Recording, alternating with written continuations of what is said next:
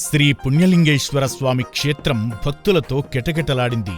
ఈరోజు మాస శివరాత్రి సోమవారం ఆరుద్ర నక్షత్రం చతుర్దశి సందర్భంగా శ్రీ మాణిక్యాంబా సమేత శ్రీ పుణ్యలింగేశ్వర స్వామివారి దివ్య కళ్యాణం వైభవంగా జరిగింది.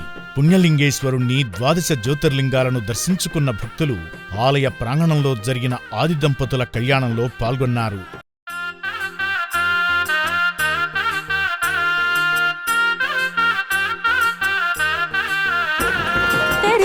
కళ్యాణము జరుపగైనాడు, భక్తజనులు కనులారా తిలకించెరి చూడు.